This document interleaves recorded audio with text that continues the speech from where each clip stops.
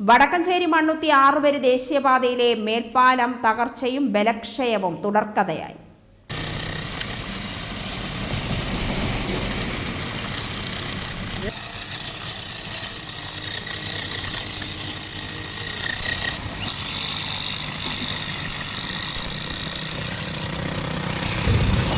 ബലക്ഷയമുണ്ടെന്നു കരുതുന്ന പാലം ഇതുവരെ കുത്തിപ്പൊളിച്ച് അറ്റകുറ്റപ്പണി നടത്തിയത് 70 തവണ.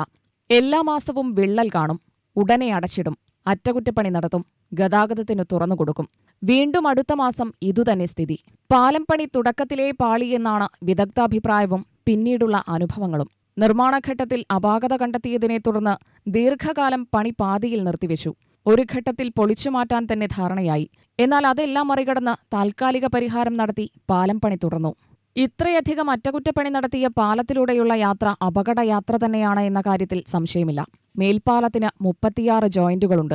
ഈ 36 ജോയിന്റുകളും കടക്കുമ്പോൾ വാഹനങ്ങളിൽ ചാട്ടം അനുഭവപ്പെടുന്നുണ്ട്. ഇത് വാഹനയാത്രക്കാരിൽ ഭീതിയുണ്ടാക്കുന്നു. നിലവിൽ തൃശൂർ ദിശയിലേക്കുള്ള പാലത്തിൽ 3 ഭാഗങ്ങളിലും പാലക്കാട് ഭാഗത്തേക്കുള്ള ഒരു ഭാഗത്തും കുത്തിപ്പൊളിച്ച് അറ്റകുറ്റപ്പണി നടത്തുന്നു. അറ്റകുറ്റപ്പണിയെ തുടർന്ന് ഒരു ഭാഗത്തുകൂടിയാണ് ഗതാഗതം ക്രമീകരിച്ചിട്ടുള്ളത്. അപകടകരമായ യാത്രയാണെങ്കിലും ചാടിച്ചാടി പാലം കടക്കണമെങ്കിലും അറ്റകുറ്റപ്പണി നടത്തുമ്പോഴുണ്ടാകുന്ന ഗതാഗത ക്രമീകരണത്തിന്റെ ദുരിതമനുഭവിക്കണമെങ്കിലും ടോൾ കൃത്യമായി കൊടുക്കണം. 2021 ഫെബ്രുവരി മാസത്തിലാണ് മേൽപ്പാലം ഗതാഗതത്തിന് തുറന്നുകൊടുത്തത്.